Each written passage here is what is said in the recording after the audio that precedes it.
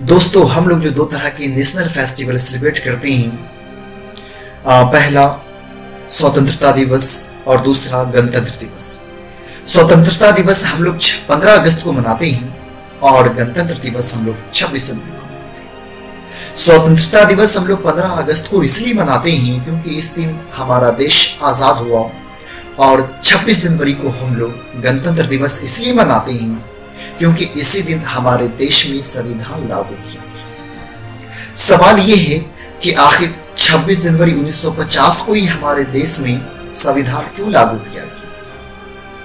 क्योंकि 26 नवंबर 1949 तक हमारे देश का संविधान बनकर के तैयार था। जब हमारे देश का संविधान 26 नवंबर 1949 को बन करके तैयार हो गया, तो हमारे देश में 26 नवंबर 1949 को संविधान क्यों नहीं लागू कर दिया गया, या फिर 1 दिसंबर का हो या 1 जनवरी का हो, डेट क्यों नहीं चुना गया? आखिरकार 26 जनवरी 1950 का ही डेट क्यों चुना गया?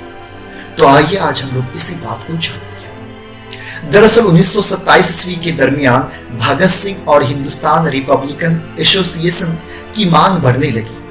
वो ब्रिटिश सरकार से ये मांग करने लगे कि भारत को डोमिनेंट स्टेट्स घोषित करें। अब वो जो अपनी मांग, अपनी आवाजें उठा रहे थे ब्रिटिश सरकार के खिलाफ, तो इंडियन नेशनल कांग्रेस के जो युवा नेता थे जैसे सुभाष चंद्र बोस, जवाहरलाल नेहरू, वो उनसे बहुत प्रभावित होने लगे। और 1928 दिसंबर 1928 में इंडियन नेशनल कांग्रेस ने डोमिनेंट स्टेट्स की मांग करते हुए एक प्रस्ताव लाई और ब्रिटिश सरकार को 1 साल का समय दिया। लेकिन ब्रिटिश सरकार ने इस विचार को यह कहकर के नकार दिया कि भारत अभी डोमिनेंट स्टेट्स के लिए तैयार नहीं है। इससे जितने भी लीडर होते हैं सब बहुत नाराज हो जाते हैं। लेकिन 1929 में लाहौर में पंडित जवाहरलाल नेहरू की अध्यक्षता में एक मीटिंग होती है और उस मीटिंग में यह फैसला लिया जाता है कि भारत जनवरी 1930 के आखिरी रविवार को पूर्ण स्वराज दिवस मनाएगा। भारत उस वक्त आजाद नहीं था, लेकिन उस मीटिंग में यह फैसला ले लिया जाता है कि भारत अब आजादी मनाएगा, अब स्वतंत्रता दिवस मनाएगा, पूर्ण स्वराज दिवस मनाएगा। और जनवरी का आखिरी रविवार जो है वो 26 तारीख का दिन था, और 26 तारीख को पंडित जवाहरलाल नेहरू ने लाहौर में झंडा फहराया।